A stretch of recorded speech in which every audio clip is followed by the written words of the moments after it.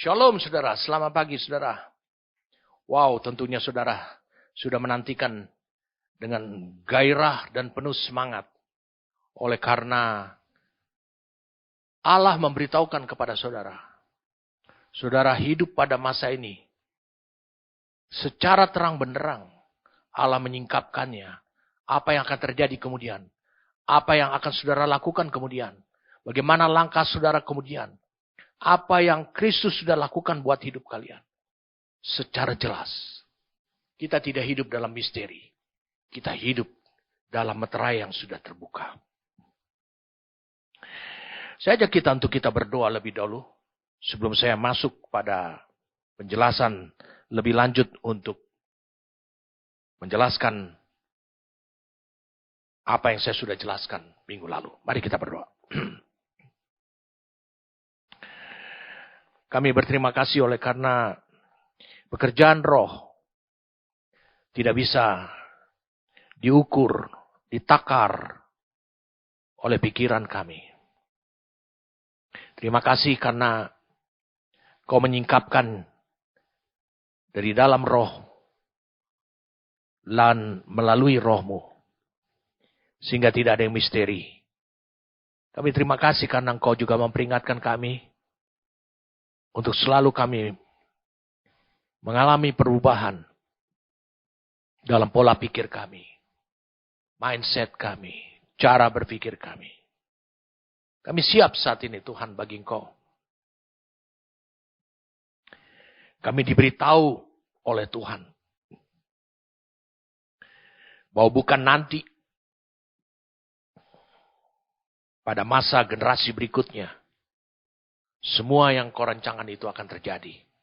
Tapi Kau memberitahukan kuota, porsi yang akan kami bisa wujudkan pada masa hidup kami di dunia ini. Terima kasih Tuhan. Kami bersyukur padamu untuk anugerah ini. Terima kasih untuk pekerjaan rohmu dan firman-Mu. Demi nama Tuhan kami Yesus Kristus. Amin. Minggu-minggu lalu saudara sudah mendengarkan tentang tahapan pertunangan daripada adat istiadat orang Yahudi. Yang itu adalah Yesus ungkapkan rencana agung Allah sepanjang masa. Itu juga utarakan seperti adat istiadatnya orang Yahudi.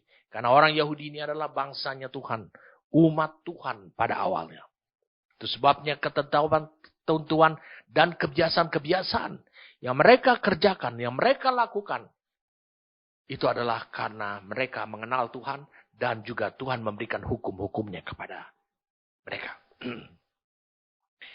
Setelah dipilih dalam hal periode pertunangan, setelah dipilih, lalu kemudian saudara bisa lihat dilakukan pembayaran mahar.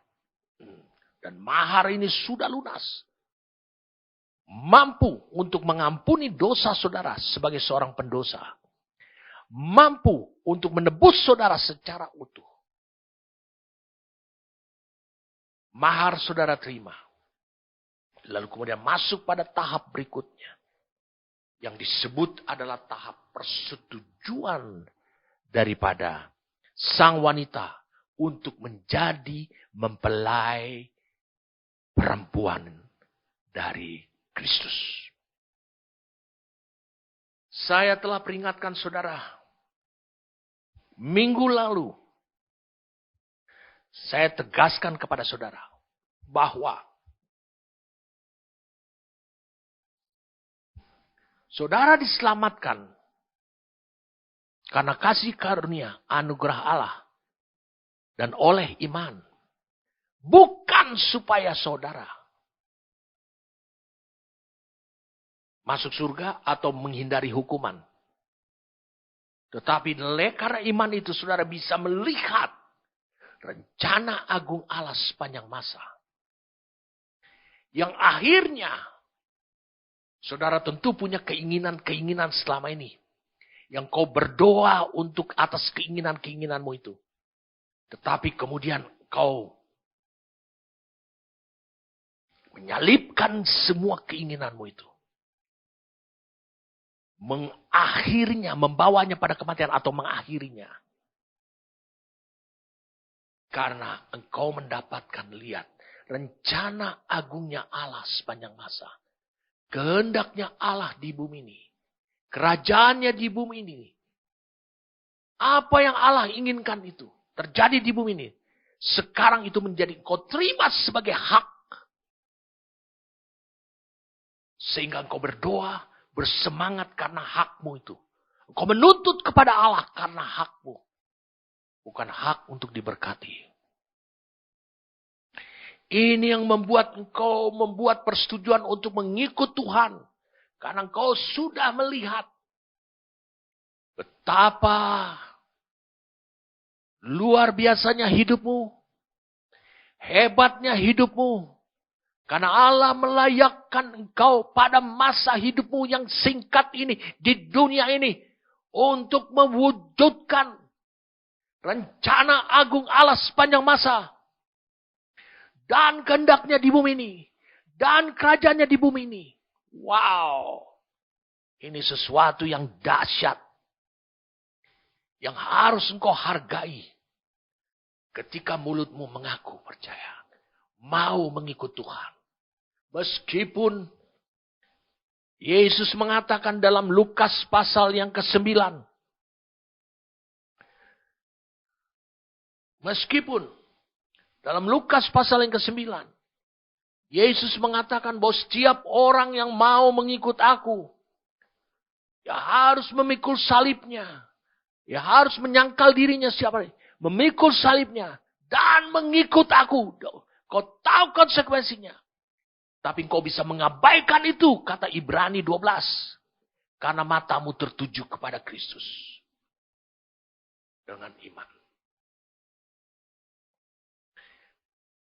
Ketika engkau sudah setuju untuk mengikut Tuhan. Menjadi mempelai wanitanya. Maka engkau masuk pada langkah keempat dalam periode pertunangan. Yang disebut dengan surat kontrak pernikahan adat Yahudi. Surat kontrak pernikahan ini memiliki dasar hukum. Apabila saudara dalam pernikahan ini saudara gagal. Maka harus lagi ada hukum yang lain. Untuk membatalkan ini. Itu yang disebut dengan surat cerai. Surat kontrak pernikahan adat istiadat Yahudi ini.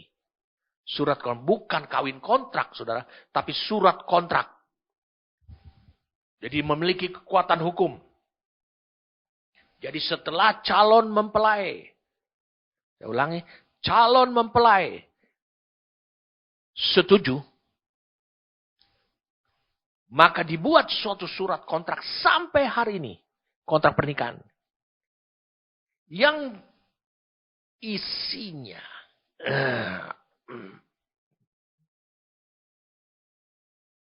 mohon saudara perhatikan, yang isinya,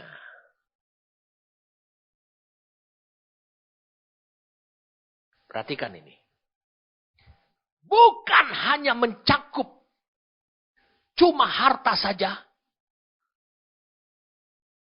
Tapi juga untuk janji setia.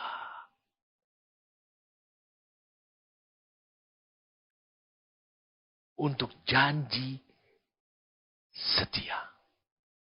Wah, ini sesuatu yang penting untuk saudara pahami.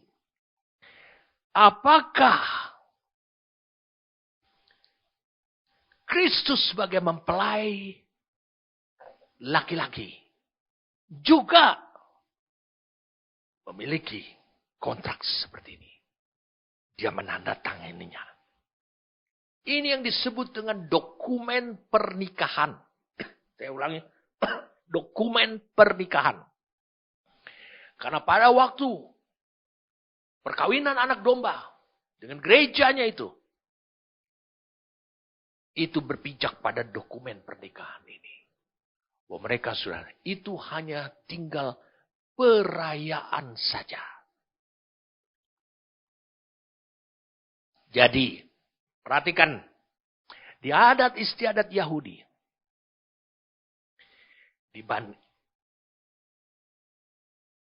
Dibandingkan dengan apa yang terjadi di Indonesia. Di negerimu sendiri. Pada zaman ini. Dokumen pernikahan ini. Surat kontrak perjanjian nikah ini. Surat kontrak pernikahan ini. Itu setara dengan surat nikah saudara. Cuman, poin yang dibahas di sini jauh lebih detail. Tapi menganut dua hal itu. Seluruh harta. Tapi bukan hanya harta. Tetapi juga untuk janji setia. Saya ingin supaya saudara bisa melihat.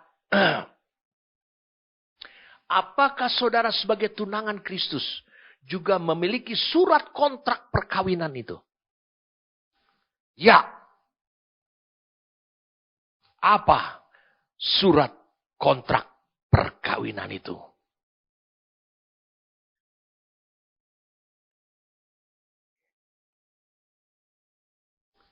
Firman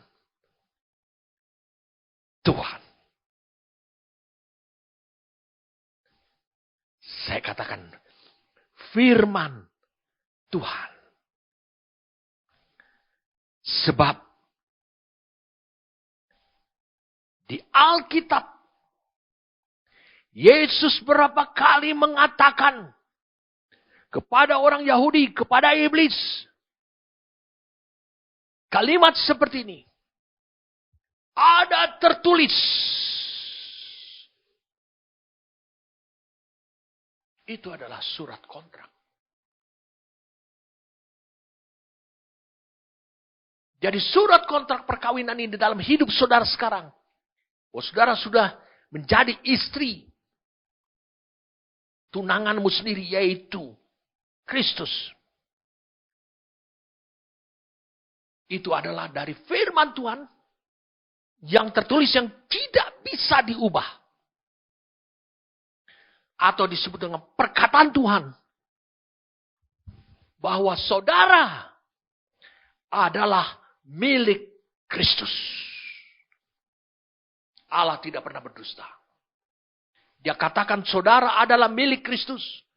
Dia tidak pernah berdusta. Yohanes 3, kita mulai satu-satu ayat. Kita akan banyak membahas ayat hari ini. Supaya saudara mengerti bahwa saudara punya surat kontrak perkawinan di atas hukum antara saudara dengan Kristus. Wow, ini luar biasa saudara. Saudara baru tahu, saudara yang hidup pada masa ini. Supaya saudara jangan menjadi lemah. Dalam surat kontrak itu ditulis dengan tegas. Memberikan ketegasan. Yaitu ada tertulis. Yaitu perkataan Tuhan. Tuhan katakan, saudara adalah milik Kristus. Yohanes 3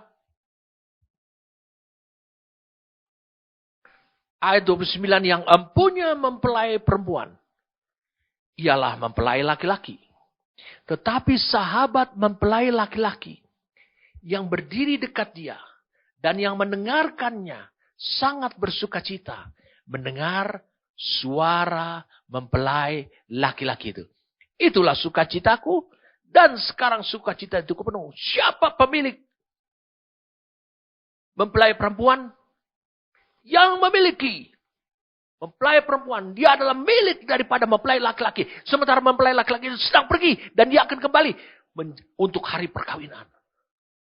Itu sebab ini disebut surat kontrak perjanjian atau pernikahan. Di adat istiadat Yahudi. Saudara adalah milik. Tidak tahukah saudara adalah milik? Wah, makanya di dalam surat itu tertulis. Isinya bukan hanya mencakup harta. Apa yang Kristus miliki. Saudara juga memilikinya. Kristus memiliki damai. Saudara memiliki. Damai sejahtera ku tinggalkan bagimu. Yohanes 14 ayat 27 saudara lihat pada tanya. Damai sejahtera ku tinggalkan bagimu. Kenapa dia lakukan semua itu? Semua itu adalah milik. Dan ketika Yesus mengatakan di Yohanes 13, dia katakan begini. Dia tahu bahwa Bapa telah menyerahkan segala sesuatu kepadanya. Itu pun tertulis dalam surat kontrak. Rasul Paulus menulis bahwa segala sesuatu itu ada di bawah gerejanya. Mari kita lihat Kolose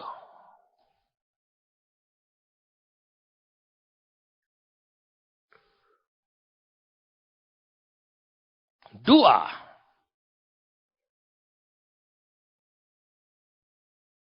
ayat 9. Sebab dalam dialah berdiam secara jasmania. Ketika Yesus masih ada. Ketika dia membuat surat kontrak perjanjiannya. Seluruh kepenuhan kealahan. Dan kamu telah dipenuhi di dalam dia. Dialah kepala semua pemerintahan dan penguasa. Dalam dia kamu telah disunat. Bukan dengan sunat yang dilakukan manusia. Tapi dengan sunat Kristus yang terdiri dari penanggalan akan tubuh yang berdosa. Karena dengan dia kamu dikuburkan. Dalam baptisan dan di dalam dia kamu turut dibangkitkan juga. Oleh kepercayaanmu kepada kerja kuasa yang telah membangkitkan dia dari orang mati. Dengan kata lain. Di dalam Kristus itu berdiam. Karena Bapa telah menyerahkan segala sesuatu kepadanya. Rencananya. Segala otoritasnya. Kuasanya. Kepadanya. Dan sekarang kamu telah dipenuhi di dalam dia. Akan hal yang sama. Mengapa? Satu alasan. Karena engkau menandatangani surat kontrak perkawinan itu.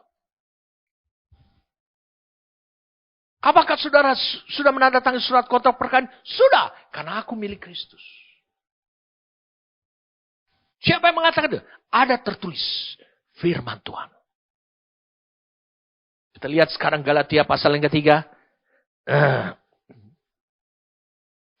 Galatia 3.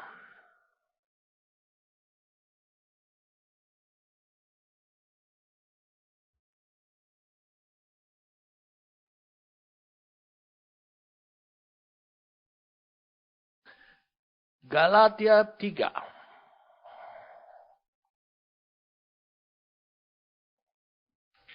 Ayat 25. Sekarang iman itu telah datang. Karena itu kita tidak berada lagi di bawah pengawasan penuntun.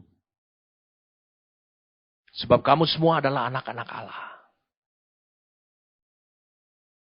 Karena iman di dalam Yesus Kristus. Karena kamu semua telah dibaptis dalam Kristus. Telah mengenakan Kristus. Dalam hal ini tidak ada orang Yahudi atau orang Yunani. Tidak ada hamba atau orang merdeka. Tidak ada laki-laki atau perempuan. Karena kamu semua adalah satu di dalam Kristus Yesus. Dan jikalau kamu adalah milik Kristus. Maka kamu juga adalah keturunan Abraham. Dan berhak menerima janji Allah. Apa janji Allah? Berikan mobil? Bukan. Kepada Abraham mobil belum ada. Apa janji Allah? Janji Allah kepada Abraham, bangsa-bangsa. Kalau begitu janji Allah, engkau berhak menerima janji Allah ini adalah apa? Roh Kudus yang dijanjikan oleh Allah. Dia akan membawa saudara sebagai keturunan Abraham. Perhatikan baik-baik. Tidak disebutkan di sini adalah ayat 29. Keturunan-keturunan Abraham. Dalam bahasa Inggrisnya, King James Version juga tidak dikatakan seeds. Tapi seed. Jadi sama seperti menunjuk pada Kristus, Mesias. Ini juga. Jikalau kamu milik Kristus. Maka kamu juga adalah keturunan Abraham. Itu yang ada dalam surat kontrak perjanjian. Ada tertulis di Alkitab. Saudara milik Kristus. Saudara berhak atas menerima janji Allah. Saya mau katakan. beritahukan kepada saudara apa yang saya sudah sampaikan minggu lalu dan minggu lalu sebelumnya. Perhatikan ini. Dan berhak menerima janji Allah. Dan berhak menerima janji Allah. Janji Allah ini apa haknya? Janji Allah adalah Roh Kudus. Di sini dikatakan bukan saudara berhak menerima keinginanmu. Janji Allah. Inilah yang terjadi pada diri Yesus di Taman Getsemani. Dia punya keinginan. Bapa punya keinginan. Dia punya kehendak. Bapa punya kehendak. Lalu apa? Dia berdoa dan berdoa. Seperti, saya ulangi, seperti Lukas 18, seperti janda yang miskin itu. Dia berdoa. Akhirnya dia katakan, belalah aku. Yesus mengucapkan, belalah aku. Wujudkan hakku. Apa hakmu putraku? Hakku adalah rencana agungmu sepanjang masa. Kehendakmu di bumi ini supaya terjadi. Dan kerajaanmu di bumi ini supaya terjadi. Itu sekarang menjadi hakku. Aku minta itu terwujud. Jadi janji Allah ini adalah Roh Kudus. Supaya Abraham menjadi berkat buat bangsa-bangsa. Itu terwujud. Bahasanya saja yang lain. Itu diwujudkan lewat Roh Kudus. Mari kita lihat sekarang. Roma pasal 1.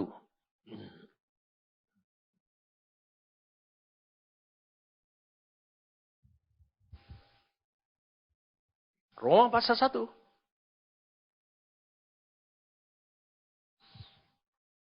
Ayat 6. Kita baca mungkin dari ayat sebelumnya.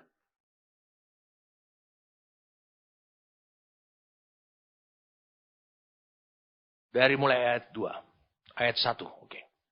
Dari Paulus, hamba Kristus Yesus yang dipanggil menjadi rasul dan dikuduskan untuk memberitakan Injil Allah. Perhatikan baik-baik.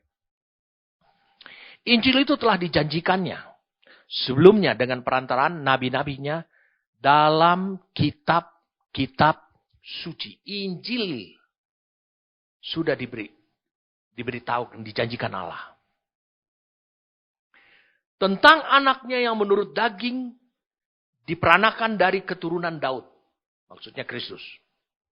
Lewat Maria dan Yusuf. Dan menurut Roh Kekudusan dinyatakan oleh kebangkitannya dari antara orang mati. Dinyatakan bahwa dia adalah anak Allah yang berkuasa. Yesus Kristus Tuhan kita. Dengan perantarannya, lihat, kami, kata Paulus, menerima kasih karunia. Paulus bersama dengan teman-teman. Dan jabatan rasul. Untuk menuntun semua bangsa. Supaya mereka percaya dan taat kepada namanya. Semua bangsa. Bukan setiap orang. Semua bangsa. Mereka beritakan Injil. Menuntun mereka. Supaya apa? Supaya berkat.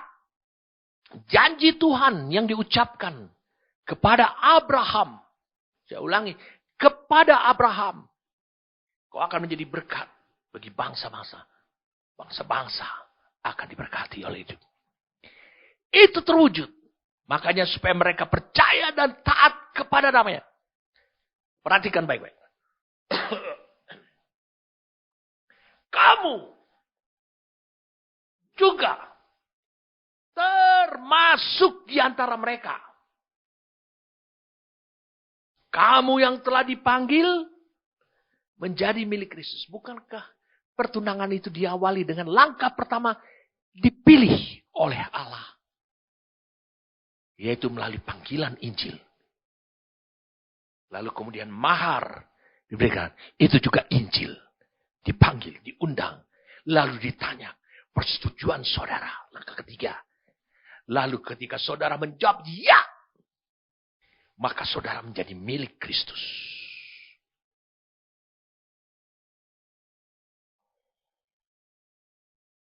Menjadi milik Kristus. Kita lihat satu ayat lagi. 1 Korintus pasal yang ketiga.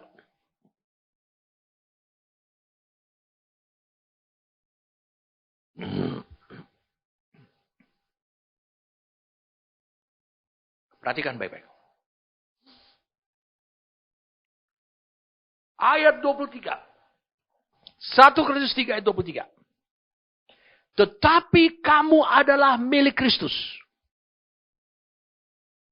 Dan Kristus adalah milik Allah. Wow. Luar biasa. Kamu adalah milik Kristus. Dan Kristus termasuk saudara adalah milik Allah.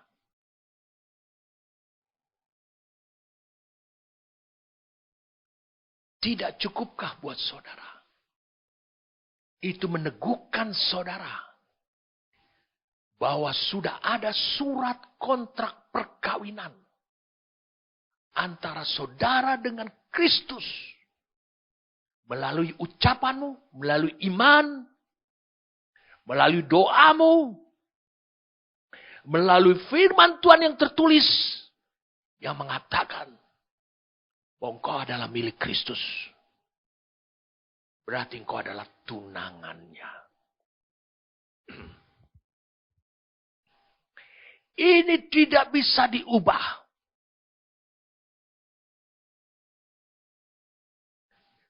Tidak bisa diubah. Dan saya mau beritahu pada saudara. Karena surat kontrak perkawinan itu sudah ada. Dan sekarang saudara sudah percaya bahwa itu ada. Aku dengan Kristus.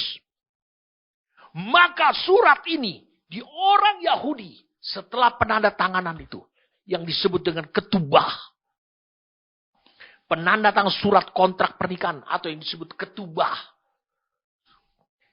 Maka itu yang memberikan status hubungan engkau dengan Kristus.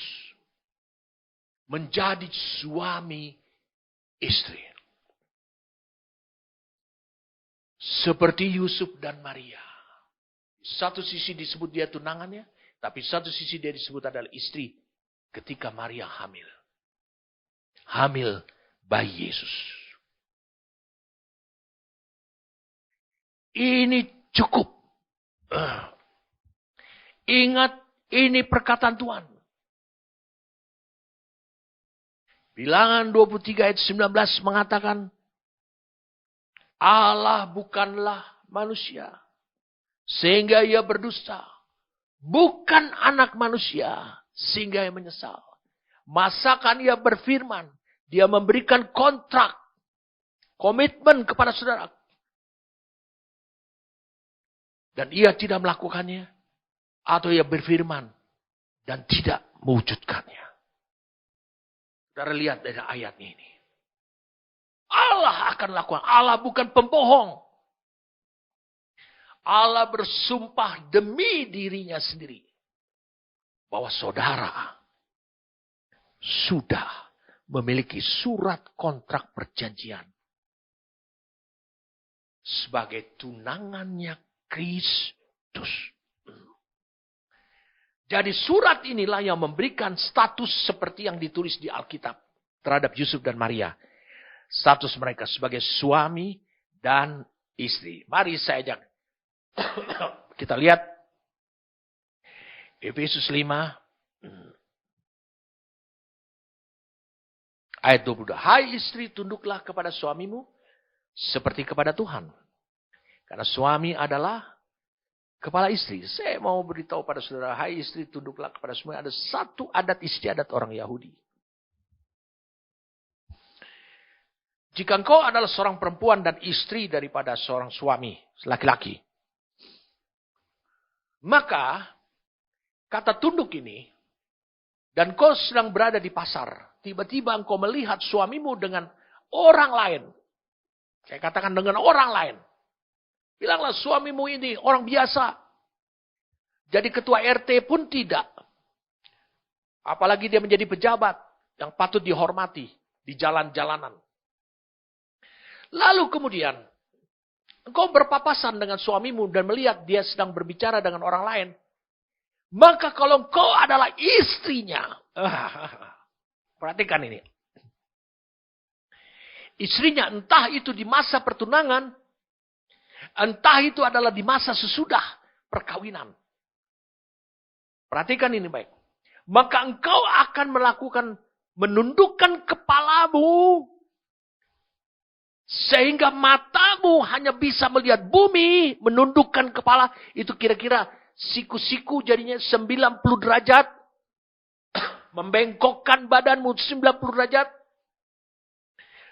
Itu yang dimaksudkan di sini. Menundukkan. Menandakan. Kan orang-orang di pasar itu tidak ada yang menundukkan kepala seperti itu. Tapi orang-orang di pasar tersebut. Di keramaian tersebut tahu bahwa orang yang barusan lewat ini. Itu memiliki istri. Yang sedang menundukkan kepalanya.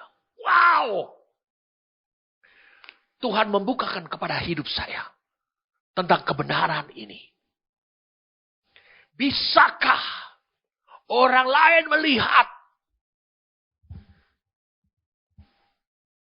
Saya ulang, bisakah orang lain melihat? Mengakui. Bahwa Kristus adalah suami saya. Bahwa Kristus adalah tunangan saya. Suami saya. Di dalam kehidupan di pasar. Dalam kehidupan di marketplace. Dalam kehidupan di gereja. Itu lihat dari sikap hidup saya yang menundukkan diri. Berbeda dengan orang-orang lain. Berbeda dengan dunia ini. Wow.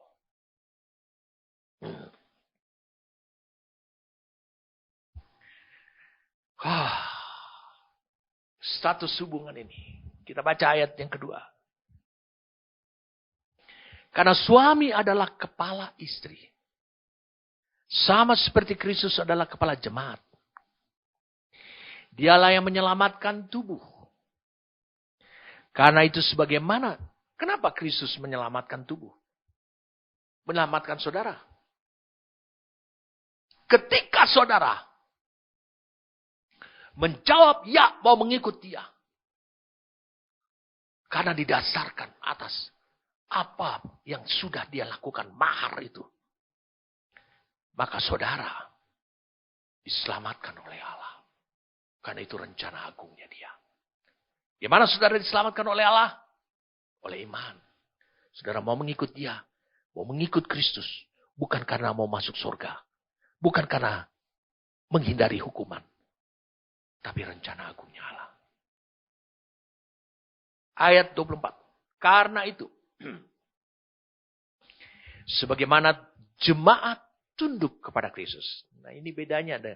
Saudara orang gereja dengan jemaat. Jemaat itu terlihat dalam kehidupan gereja. Terlihat dia akan menundukkan kepalanya 90% dari menunjukkan melalui sikap, melalui perkataan bahwa Kristus itu adalah mempelai laki-lakinya dia. Demikian juga istri kepada suami dalam segala sesuatu. Demikian juga istri kepada suami dalam segala sesuatu. Hai suami, kasihlah istrimu sebagaimana Kristus telah mengasihi jemaat dan telah menyerahkan dirinya baginya. Ayat 25 ini Paulus menulis untuk orang-orang di dunia ini. Hai suami, kasihlah istrimu sebagaimana Kristus telah mengasihi jemaat dan telah menyerahkan dirinya baginya. Bukankah di Yohanes 13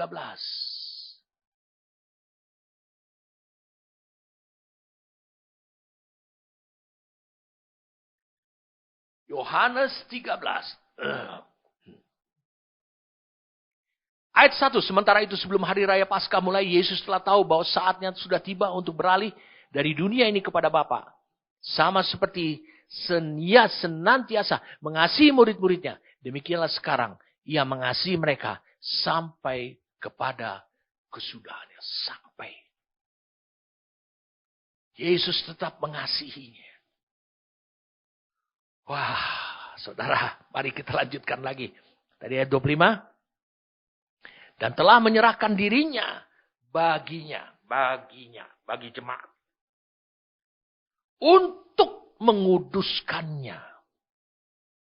Menyerahkan hidupnya. Menyerahkan pribadinya. Untuk jemaat. Untuk saudara. Supaya engkau bisa menguduskan hidupmu. Untuk mengudusnya. Sesudah ia menyucikannya dengan memandikannya dengan air dan firman. Memandikannya dengan air dan firman. Air di sini juga bisa lambang daripada pentahiran. Bisa juga lambang daripada artinya adalah roh Tuhan. Untuk menguduskan saudara. Itu sebabnya dia mengasihi saudara. Dia tinggalkan Roh Kudus. Kenapa disebut Roh Kudus? Karena dia bisa menguduskan saudara. Bagi dirinya.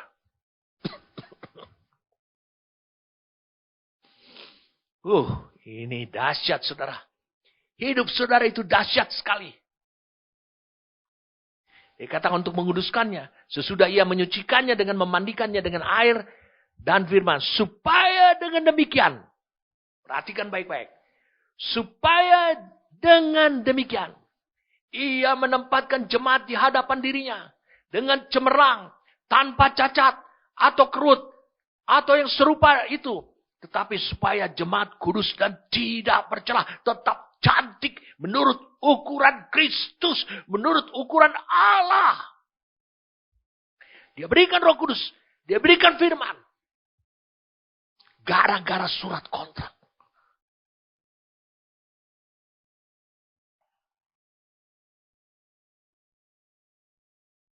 Bukan karena milik Kristus. Ya, engkau berjanji atas janji Allah kepada Abraham.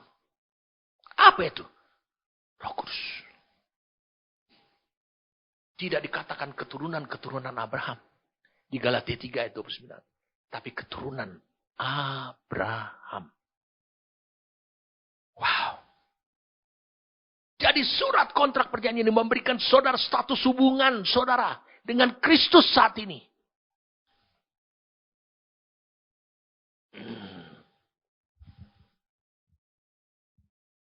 Mari kita lihat lagi. Ayat berapa? 28. Demikian juga suami harus mengasihi istrinya. Sama seperti tubuhnya sendiri. Siapa yang mengasihi? Kenapa? Suami mengasihi istrinya seperti tubuhnya. Tubuhnya ini sendiri adalah istrinya.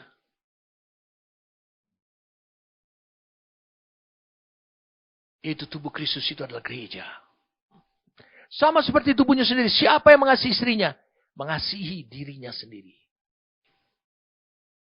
Sebab tidak pernah orang membenci tubuhnya sendiri. Tetapi mengasuhnya dan merawatinya. Sama seperti Kristus terhadap jemaat.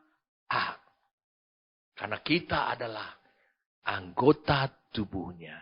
Sebab itu laki-laki akan meninggalkan ayahnya dan ibunya dan bersatu dengan istrinya. Bukankah di masa pertunangan belum ada persatuan? Betul, belum ada. Tapi nanti, ketika Kristus datang, menjemput saudara kembali lagi. Entah saudara sudah mati lebih dulu, ataupun saudara masih hidup pada masa itu, justru lebih enak yang mati lebih dulu. Karena itu yang diubahkan lebih dulu. Kristus datang dengan mereka. Lalu menjemput saudara. Lalu kemudian membawa saudara ke tempat yang sudah disiapkan oleh dia. Yaitu di rumah Bapa. Banyaklah tempat atau pemukiman. Dan pada masa itu, Sebab itu dikatakan di ayat 31. Laki-laki akan meninggalkan ayahnya dan ibunya dan bersatu dengan istri. Sehingga keduanya itu menjadi satu daging. Itu. Apa yang dipersatukan oleh Allah. Tidak bisa diceraikan oleh manusia. Manusia tidak punya otoritas. Untuk menceraikan saudara. Dengan Kristus. Hanya satu yang bisa menceraikan saudara dari Kristus. Yaitu surat cerai. Apabila engkau tidak setia kepada Kristus. Lihat ayat 32. Rahasia ini besar. Tetapi yang aku maksudkan. Ialah hubungan Kristus. Dan jemaat. Bagaimanapun juga. Bagi kamu masing-masing berlaku. Kasihilah istrimu seperti dirimu sendiri. Dan istri hendaklah menghormati suaminya. Hubungan ini adalah hubungan suami dan istri. Paulus menguraikan tentang suami, menguraikan tentang istri, menguraikan tentang istri, tentang suami, tentang istri, tentang suami. Dia menguraikan semuanya. Lalu dia membawanya kepada hidup saudara. Bahwa surat kontrak perjanjian itu memberikan status pada hidup saudara. Bahwa saudara adalah istrinya Kristus. Saudara beroleh hak. Karena saudara adalah milik Kristus. Atas janji Allah. Dan melalui janji Allah ini yaitu Roh Kudus. Mari kita lihat sekarang. Galatia pasal yang ketiga. Galatia pasal ketiga.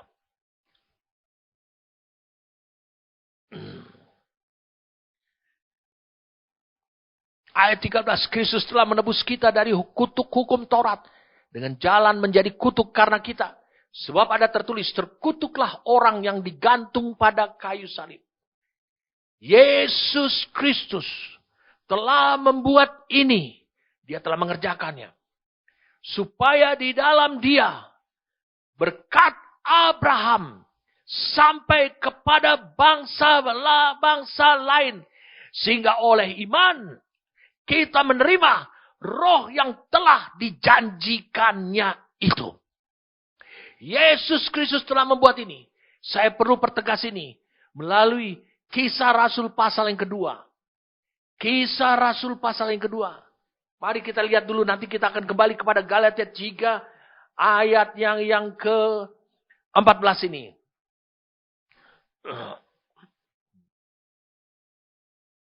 Lihat khotbahnya Petrus. Ayat 14, maka bangkitlah Petrus. Berdiri dengan ke-11 rasul itu. Dan dengan suara nyaringnya berkata kepada mereka. Hai kamu orang-orang Yahudi. Dan kamu semua yang tinggal di Yerusalem. Ketahuilah dan camkanlah perkataan ini. Orang-orang ini tidak mabuk seperti yang kamu sangka. Karena hari baru pukul 9.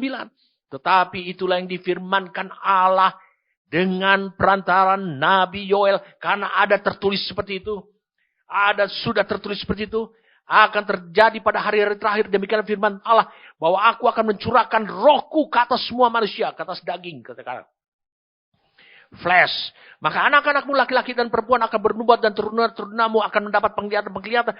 Dan orang-orang yang tua akan mendapat mimpi. Juga ke atas hamba-hambaku laki-laki. Dan perempuan akan kucurahkan rohku. Pada hari-hari itu. Dan mereka akan bernubuat. Jadi akan membuat gerakan tanpa batas. Gerakan supranatural tanpa batas. Karena Roh Kudus. Dan aku akan mengadakan mujizat-mujizat di atas langit. Di langit. Dan tanda-tanda di bawah, di bumi. Darah dan api. Dan gumpalan-gumpalan asap. Matahari akan berubah menjadi gelap gulita. Dan bulan menjadi darah sebelum datangnya hari Tuhan. Hari yang besar dan mulia. Bukan hari yang mengerikan. Hari yang besar dan mulia. Tentu nih, hari Tuhan ini hari apa? Hari perkawinan. Saudara, tinggalkan. Orang berbicara tentang akhir zaman. Tentang peperangan ini, Hamas dan Israel. Ukraina dengan Rusia. Wow, sudah mendekati akhir zaman. Tinggalkan. Jangan beri mereka persembahan. Mereka ingin menyesatkan. Barang siapa yang berseru kepada nama Tuhan akan diselamatkan. Lihat, ayat 22. Hai orang-orang Israel, dengarlah perkataan ini. Yang aku maksudkan ialah Yesus dari Nazaret. Seorang yang telah ditentukan Allah dan yang dinyatakan kepadamu dengan kekuatan-kekuatan dan mujizat-mujizat dan tanda-tanda yang dilakukan oleh Allah dengan perantaran Dia di tengah-tengah kamu seperti yang kamu ketahui. Dia yang diserahkan Allah menurut maksud dan rencananya telah kamu salibkan dan kamu bunuh oleh tangan bangsa-bangsa durhaka. Tapi Allah membangkitkan Dia dengan melepaskan Dia dari sengsara maut. Karena tidak mungkin Ia tetap berada di dalam kuasa maut itu. Sebab Daud berkata, ini tentang kebangkitan, kenaikan, tentang janji tentang Kristus. Sebab Daud berkata tentang Dia, aku senantiasa memandang kepada Tuhan, karena Ia berdiri di sebelah kananku, aku tidak goyah. Kemudian dikatakan, sebab itu, hatiku bersukacita dan jiwaku bersorak-sorak. Bahkan dikatakan, tubuhku akan diam dengan tentram. Karena Daud bisa melihat Kristus. Sebab Engkau tidak menyerahkan aku kepada dunia orang mati. Dan tidak membiarkan orang kudusmu melihat kebinasaan. Engkau memberitahukan kepadaku jalan kehidupan. Engkau akan melimpahi aku dengan sukacita di hadapanmu. Saudara-saudara, aku beroleh berkata-kata tentang terus terang kepadamu tentang Daud. Bapa bangsa kita. Ia telah mati. Dikuburkan. Saudara masih hidup. Dan kuburannya masih ada pada kita sampai hari ini. Tetapi ia adalah seorang nabi. Ia tahu bahwa Allah telah berjanji kepadanya. Dengan mengangkat sumpah. Bahwa ia akan menundukkan seorang dari keturunan Daud sendiri di atas tatanya. Karena itu. Ia telah melihat ke depan. Karena iman, melalui iman. Dan telah berbicara tentang kebangkitan Mesias. Ketika ia mengatakan bahwa dia tidak akan ditinggalkan di dalam dunia orang mati. Dan bahwa dagingnya tidak mengalami kebinasaan. Yesus inilah yang dibangkitkan Allah. Dan tentang hal itu kami semua adalah saksi. Dan sesudah ia ditinggikan oleh tangan kanan Allah. Yaitu dan menerima Roh Kudus. Janji Allah. Kepada umat manusia dan juga kepada Abraham. Menerima Roh Kudus yang dijanjikan itu, maka dicurahkannya. Bukankah ketika dia menerima Roh Kudus dari tangan Bapa? Maka dicurahkannya apa yang kamu lihat dan dengar ini. Genap sudah, saudara. Yesus Kristus membuat lewat kematiannya, kebangkitannya, naik ke surga. Dia layak untuk menerima Roh Kudus. Maka dikatakan dalam Galatia 3 ayat 14. Nanti kita akan lanjutkan ini. Kisah Rasul ini. Galatia 3 ayat 14. Maka Yesus Kristus telah membuat ini. Yesus Kristus. Tunangan kita. Membuat itu supaya di dalam Dia. Melalui Dia. Berkat Abraham kepada bangsa-bangsa.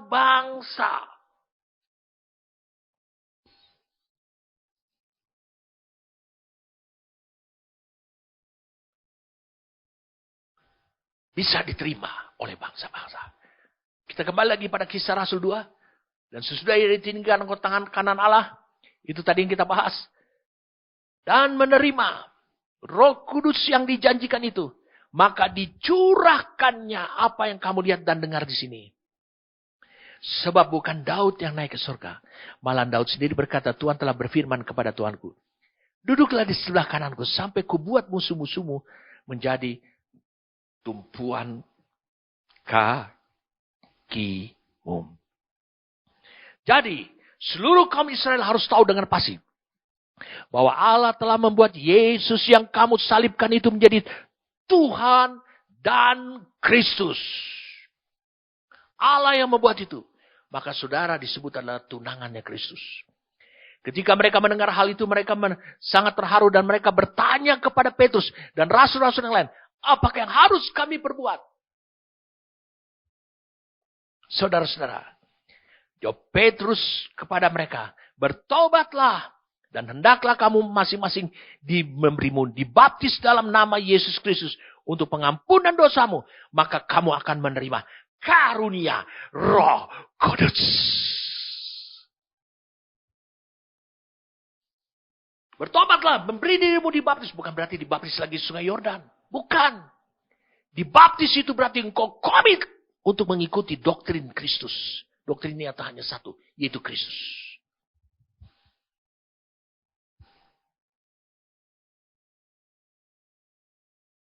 Dia bilang untuk pengampunan dosamu. Untuk kesalahanmu. Maka kamu akan menerima karunia Roh Kudus. Sebab bagi kamulah janji itu. Dan bagi anak-anakmu. Jadi generasi ke generasi. Dan bagi orang yang masih jauh, bangsa-bangsa lain. Yaitu sebanyak yang akan dipanggil dan akhirnya terpilih oleh Tuhan Allah kita.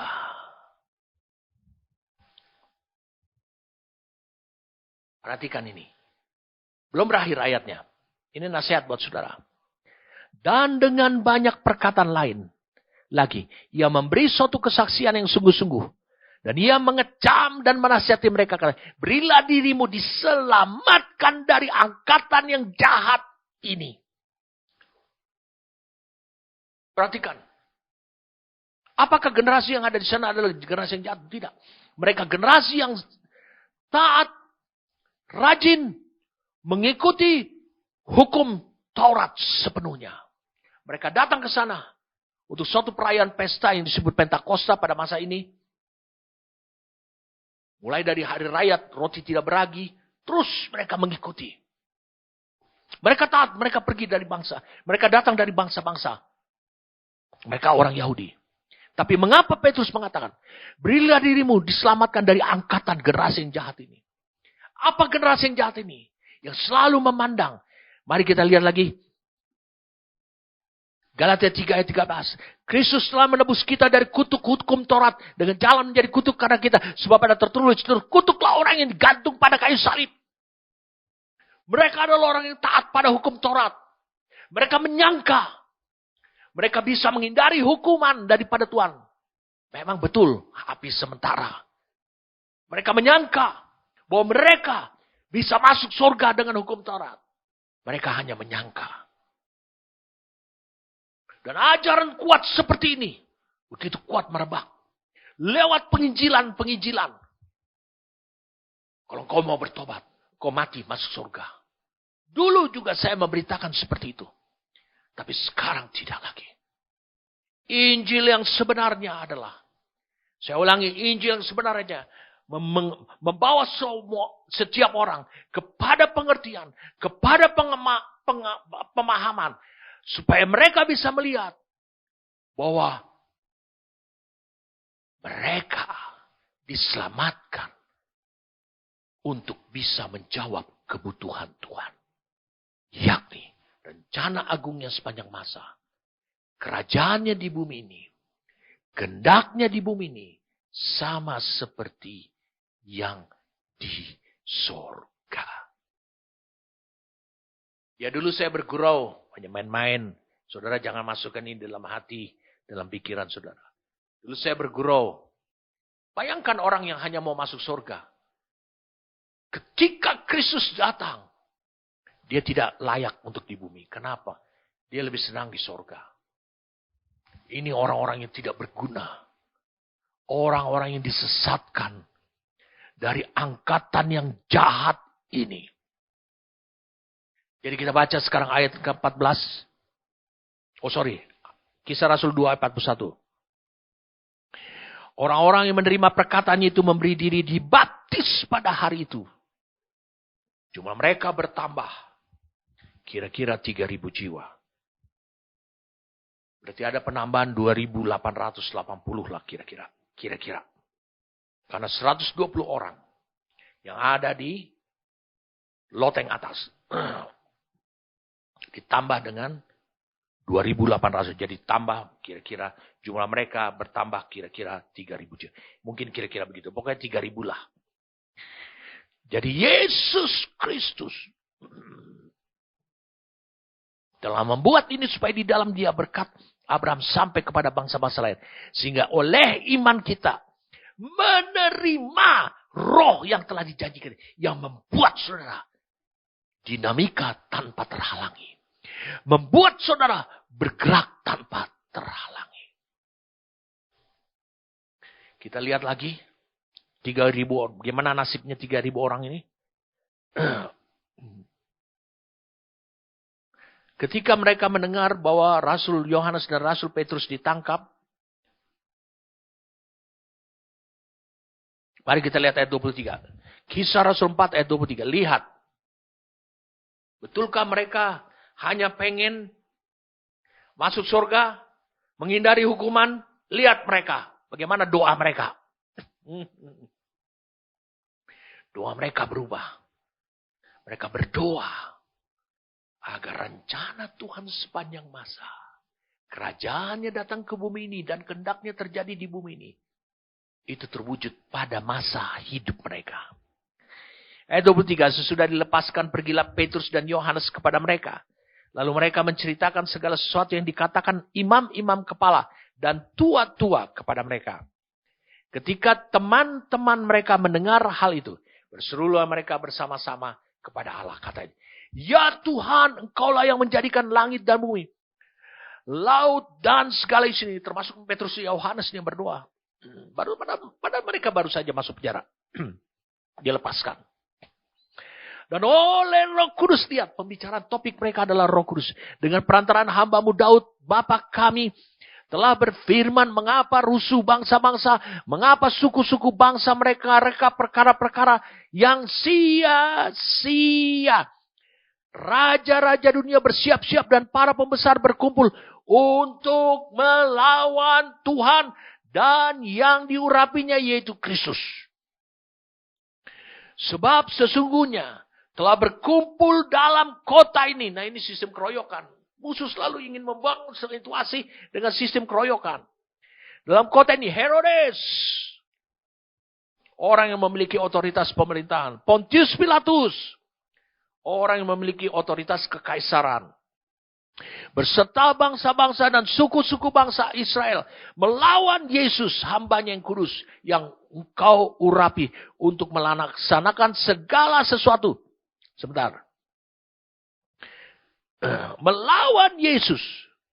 Coba saudara bisa bayangkan, semua otoritas melawan Yesus, menentang Yesus.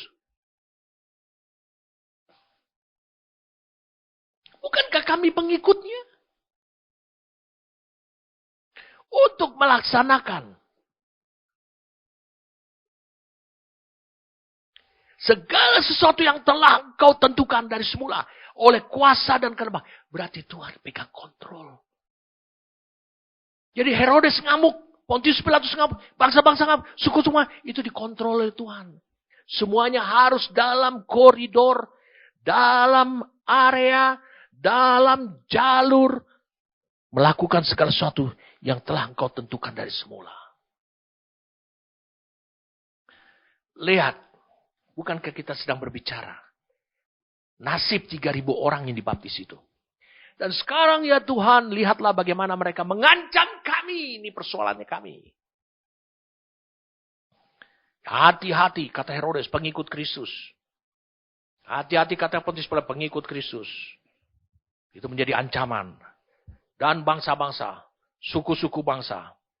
Dan sekarang ya Tuhan, lihatlah bagaimana mereka mengancam kami. Dan berikanlah kepada hamba-hamba-Mu. Saudara tahan atau tidak? Mereka berdoa, mengancam kami. Tentu mereka punya keinginan. Saya ulang, tentu mereka punya keinginan. Bebaskanlah kami. Lindungilah kami. Lihat doa mereka. Mereka mengancam kami. Dan berikanlah kepada hamba-hamba-Mu keberanian untuk memberitakan firman-Mu. Keberanian untuk memberitakan firman, arti kata, Kau berikan Roh Kudus. Berarti kami sekarang siap tahu dengan pasti apa yang merupakan keinginan kami itu sudah kami salibkan dan sudah menuju pada kematian, sudah berakhir. Kami tidak mau diproteksi lagi, kami tidak mau lagi merasakan kesenangan lagi, kami tidak mau lagi dilindungi supaya aman. Tapi kami melihat apa kehendak-Mu, apa rencana agung-Mu sepanjang masa Yaitu yang engkau percayakan kepada kami, kepada Kristus, kepada murid-muridnya. Yaitu lewat Injil. Harus kami beritakan kebenaran itu. Harus kami soundingkan kebenaran. Harus kami ungkapkan kebenaran itu. Maka berikanlah hak kami itu. Berikanlah kepada hamba-hambamu ini keberanian untuk memberitakan firman-Mu. Dengan kata lain, mereka meminta hak mereka. Ulurkanlah tanganmu untuk menyembuhkan orang dan adakanlah tanda-tanda dan mujizat-mujizat oleh nama Yesus, hamba-Mu yang kudus. Kenapa mereka meminta mujizat-mujizat dalam nama Yesus? Untuk mengkonfirmasi keyakinan orang yang diberitakan Injil. Lewat keberanian mereka.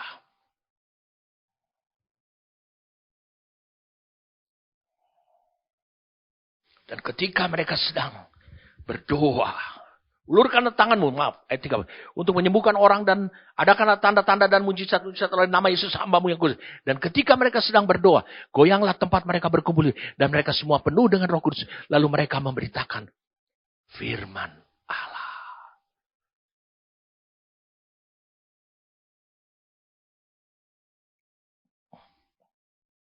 Saya ingin supaya saudara mundur dulu ayatnya.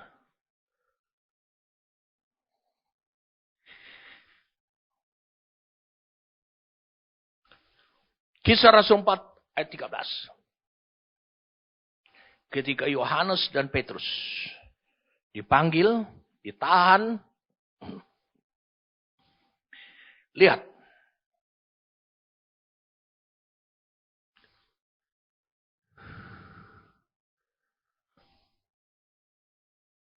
Ketika sidang, ayat 13. Ketika sidang itu melihat keberanian Petrus dan Yohanes. Dan mengetahui bahwa keduanya orang biasa yang tidak terpelajar. Heranlah mereka dan mereka mengenal keduanya sebagai pengikut Yesus. Apa arti pengikut Yesus? Tunangannya. Orang bisa melihat keberanian. Apa yang diminta di ayat 29 tadi? Oleh jemaat. Sahabat-sahabatnya Petrus dan Yohanes. Mereka tidak minta keamanan. Mereka tidak minta sama seperti yang terjadi pada Petrus dan Yohanes. Dibebaskan nanti kalau di penjara dibebaskan. Tapi mereka mengambil apa yang merupakan haknya mereka. Yaitu. Dan sekarang ya Tuhan, Kisah Rasul 4 ayat 29. Lihatlah bagaimana mereka mengancam kami. Dan berikanlah kepada hamba-hambamu keberanian. Untuk memberitakan firman-Mu. Dunia melihat keberanian pada diri Petrus dan Yohanes. Mahkamah agama, orang Yahudi melihat itu. Dan itu yang mereka minta. Mengapa mereka melihat kebenaran? Karena meskipun mereka dihalangi, mereka terus bergerak untuk supaya rencana agung Allah sepanjang masa. Dan kehendak Allah terjadi di bumi. Dan kerajaannya terjadi di bumi ini. Itu terus berlangsung. Wah. Sekarang itu yang mereka minta.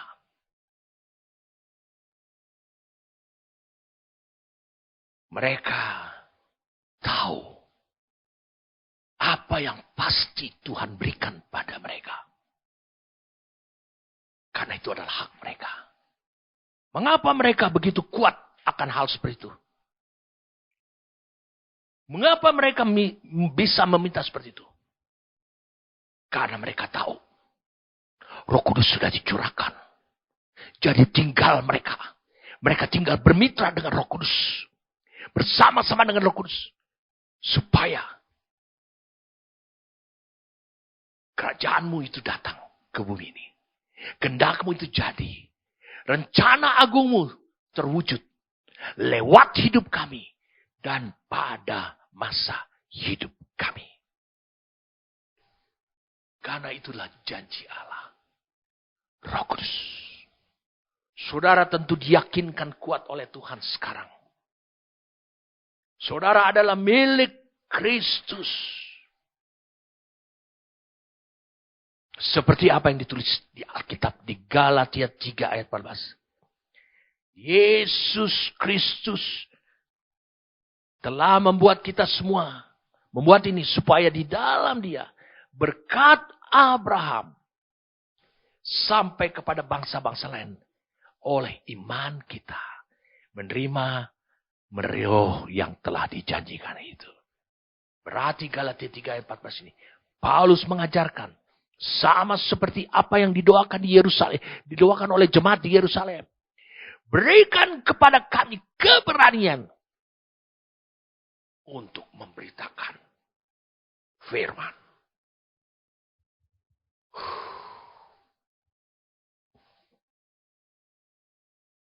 Dahsyat sekali saudara. Saudara tahu, kalau engkau berdoa seperti ini, kalau engkau hidup seperti ini,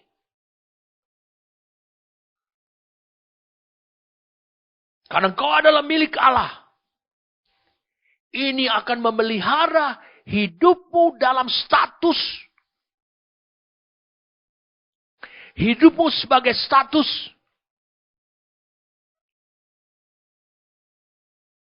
mempelai. Saya ulangi, mempelai wanita. Mengapa? Saya mau beritahukan saudara. Apa yang dijanjikan oleh Allah, mari kita runut dari awal. Saudara adalah milik Kristus. Oke. Maka saudara berhak disebut keturunan Abraham. Dan saudara berhak atas janji Allah. Janji Allah adalah memberikan Roh Kudus-Nya tanpa batas. Supaya saudara bisa menyampaikan firman Tuhan. Membawa orang bukan hanya ke surga. Menghindari hukuman. Tapi supaya di masa hidupnya kebutuhan Tuhan terjawab melalui hidup mereka. Yang diberitakan firman oleh saudara. Yaitu rencana agung sepanjang masa. Kendaknya terjadi di bumi ini. Kerajaannya datang di bumi ini. Terwujud di masa hidup mereka itu. Makanya ini hanya bisa dilakukan oleh Roh Kudus. Yang diterima oleh Yesus. Sang mempelai laki-laki itu.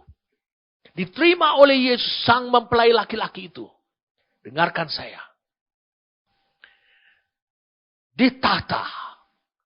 Lalu dia curahkan. Kepada siapa? Seluruh daging. Seluruh umat manusia. Siapa targetnya? Tunangannya.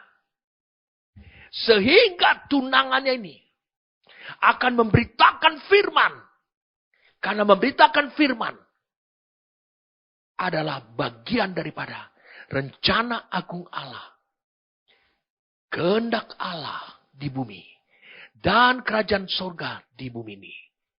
Itu terwujud dalam diri orang-orang yang telah diselamatkan. Jadi saudara bisa lihat. Mereka menerima Roh Kudus sebagai janji Allah. Karena milik Allah. Karena mereka milik Kristus. Berarti mereka akan dipelihara. Sebagai mempelai wanita. Karena Roh Kudus ada. Sehingga mereka bisa hidup. Di dalam Roh. Di dalam Roh Kudus. Mereka hidup di dalam Roh Kudus. Mereka hidup di dalam ketidakterbatasan. Wah.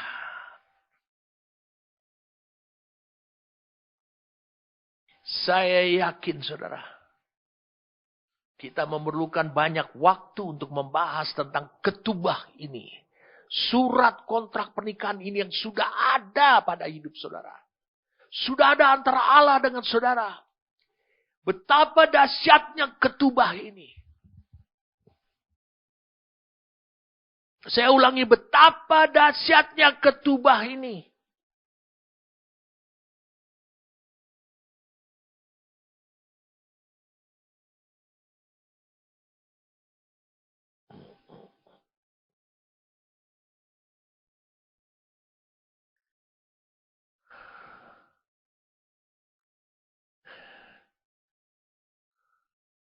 Saudara kadang-kadang memakai perasaan. Merasa, aduh, betulkah aku ini sudah jadi milik Kristus? Betulkah Roh Kudus? Persoalannya adalah dirimu. Dari Allah sudah memenuhi surat kontraknya. Saya katakan Allah sudah memenuhi itu. Karena Yesus Kristus telah membuat ini. Supaya di dalam dia berkat Abraham sampai kepada bangsa-bangsa lain. Sehingga oleh iman kita menerima roh yang telah dijanjikan itu. Iman sudah menerima roh. Supaya apa? Supaya saudara terpelihara. Status saudara sebagai mempelai wanita, sebagai istri daripada tunanganmu, yaitu Kristus. Tidak akan ada surat cerai. Karena apa yang sudah tertulis pada surat kontrak perkawinan itu, yaitu ketubah itu, saudara genapi. Karena Roh Kudus adalah Roh Allah. Dia hidup di dalam diri saudara. Dia dianugerahkan kepada hidup saudara untuk memelihara saudara. Karena saudara itu adalah tunangannya Kristus.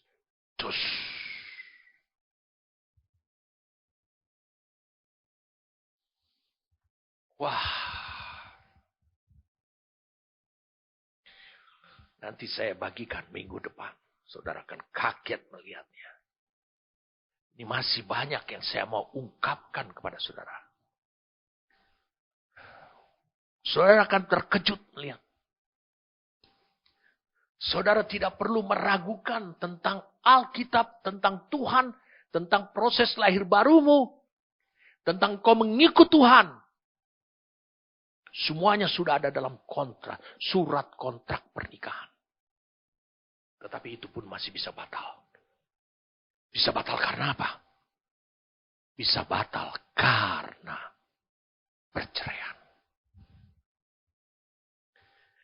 Sebelum saya jelaskan minggu yang akan datang.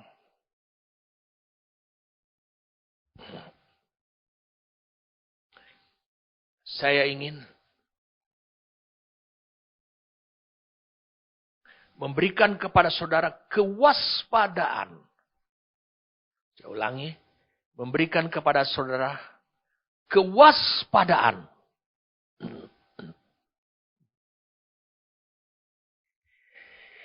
Di Matius 19 ayat 9.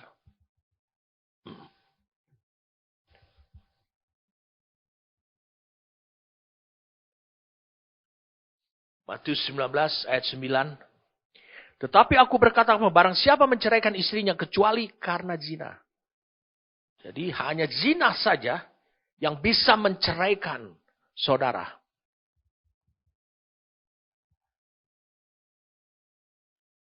Saya ulangi sekali lagi. Hanya zina. Begitu juga dengan Kristus. Surat kontrak ini, perkawinan yang bisa batal dan berubah menjadi surat cerai. Karena saudara berzina. Mengapa? Di Yohanes pasal 3 ayat 29 jelas. Saudara adalah milik Kristus. Di Galatia saudara adalah milik Kristus. Sudah sangat jelas sekali. Berarti Roh Kudus bertugas. Diutus dalam hidup saudara, kepada hidup saudara. supaya menjaga surat kontrak perkawinan atau ketubah ini itu tetap. Dan akhirnya tidak dibatalkan. Tetapi berlaku sampai perkawinan nanti. Saudara siap? Zina arti kata mendua hati. Di awal dengan mendua hati. Itu harus kau waspadai. Itu sebabnya Roh Kudus diberikan. Roh Kudus berbicara. Jangan sampai engkau akhirnya mendua hati. Mencintai yang lain. Karena engkau adalah milik Kristus. Amin.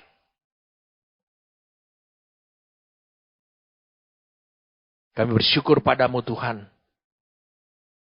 Karena kau menyingkapkan kepada kami. Terima kasih Tuhan. Kau singkapkan pada kami. Mengenai surat kontrak perjanjian pernikahan itu. Terima kasih karena itu ada tertulis. Terima kasih karena kau sendiri mengatakan kami adalah milikmu. Kami bersyukur padamu. Hari ini hamba berdoa buat mereka semua yang mendengarkan ini. Supaya ini terimpartasi menjadi keyakinan iman buat hidup mereka. Sehingga mereka berdiri teguh. Kuat. Untuk berjalan terus. Semasa hidup mereka di dunia ini. Sampai Kristus menjemput mereka kembali lagi. Terima kasih Tuhan. Untuk penjelasan. Pengertian. Dan terima kasih. Untuk firman. Yang dilepaskan dari mulutmu. Memperteguhkan kami Tuhan. Sehingga kami tahu sekarang status hidup kami. Terima kasih. Demi nama Tuhan kami Yesus Kristus. Amin.